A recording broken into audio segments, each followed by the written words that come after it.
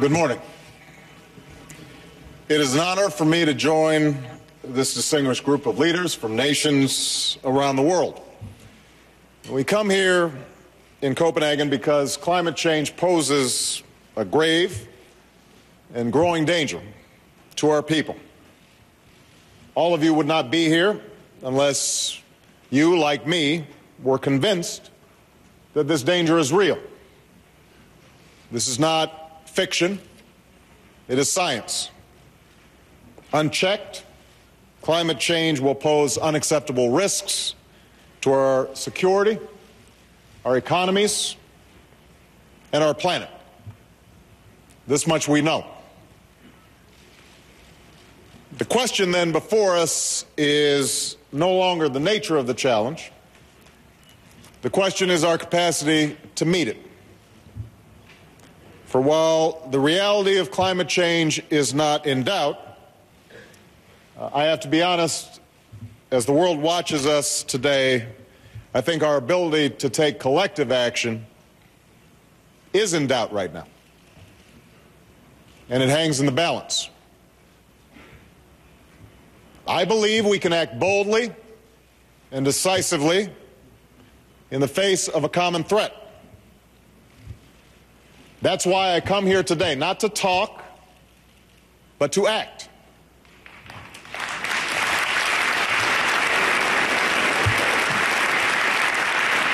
Now, as the world's largest economy and as the world's second largest emitter, America bears our responsibility to address climate change, and we intend to meet that responsibility. That's why we've renewed our leadership within international climate change negotiations. That's why we've worked with other nations to phase out fossil fuel subsidies. That's why we've taken bold action at home by making historic investments in renewable energy, by putting our people to work, increasing efficiency in our homes and buildings, by pursuing comprehensive legislation to transform to a clean energy economy. These mitigation actions are ambitious, and we are taking them not simply to meet global responsibilities. We are convinced, as some of you may be convinced, that changing the way we produce and use energy is essential to America's economic future, that it will create millions of new jobs, power new industries, keep us competitive, and spark new innovation. We're convinced, for our own self-interest, that the way we use energy, changing it to a more efficient fashion, is essential to our national security because it helps to reduce our dependence on foreign oil and helps us deal with some of the dangers posed by climate change. So I want this plenary session to understand America is going to continue on this course of action to mitigate our emissions and to move towards a clean energy economy, no matter what happens here in Copenhagen. We think it is good for us as well as good for the world. But we also believe that we will all be stronger, all be safer, all be more secure if we act together. That's why it is in our mutual interest to achieve a global accord in which we agree to certain steps and to hold each other accountable to certain commitments. After months of talk, after 2 weeks of negotiations, after innumerable side meetings, bilateral meetings, endless hours of discussion among negotiators, I believe that the pieces of that accord should now be clear.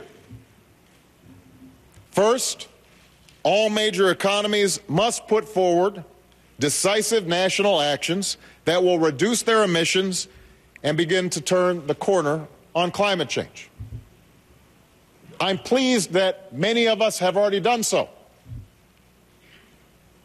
Almost all the major economies have put forward legitimate targets significant targets, ambitious targets.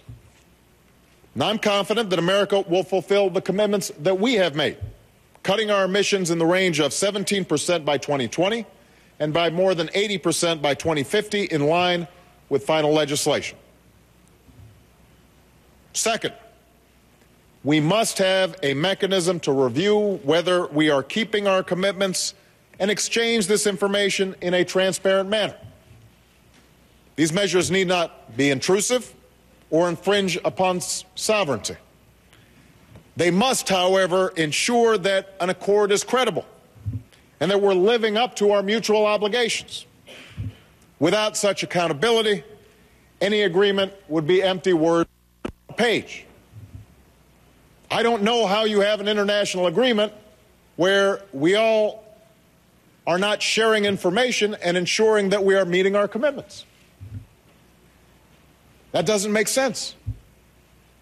It would be a hollow victory. Number three, we must have financing that helps developing countries adapt, particularly the least developed and most vulnerable to climate change. America will be a part of a fast start funding that will ramp up to $10 billion by 2012.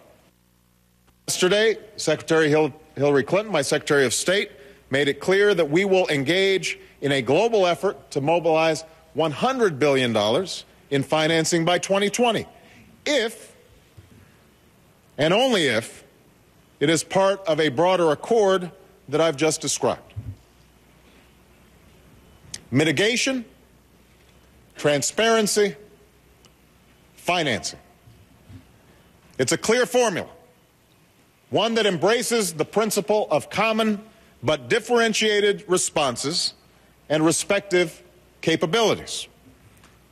And it adds up to a significant accord, one that takes us farther than we have ever gone before as an international community.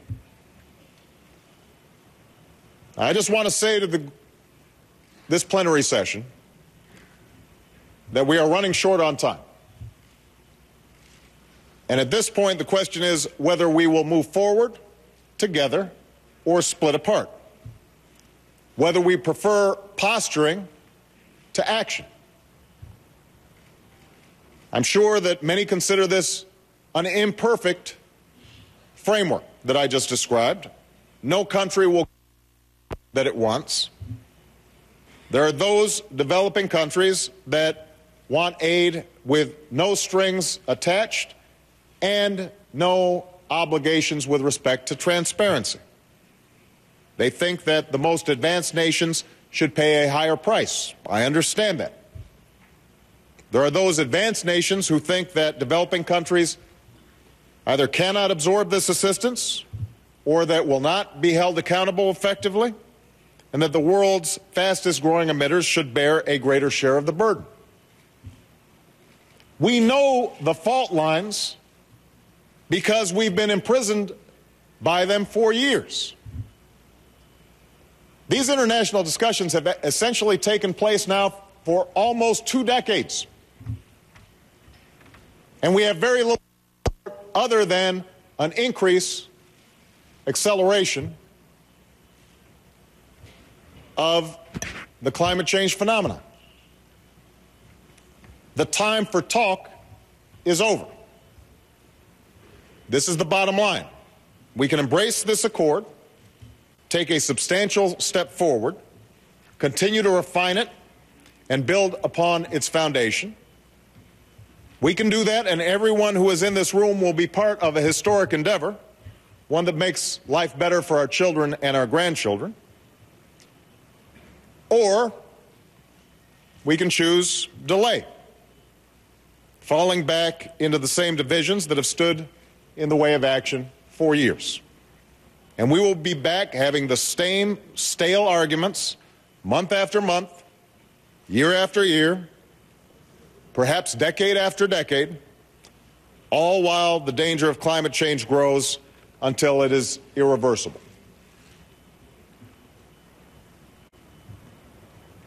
Ladies and gentlemen, there's no time to waste. America's made our choice. We have charted our course. We have made our commitments. We will do what we say. Now I believe it's the time for the nations and the people of the world to come together behind a common purpose. We are ready to get this done today. But there has to be movement on all sides to recognize that it is better for us to act than to talk. It's better for us to choose action over inaction, the future over the past. And with courage and faith, I believe that we can meet our responsibilities to our people and the future of our planet. Thank you very much.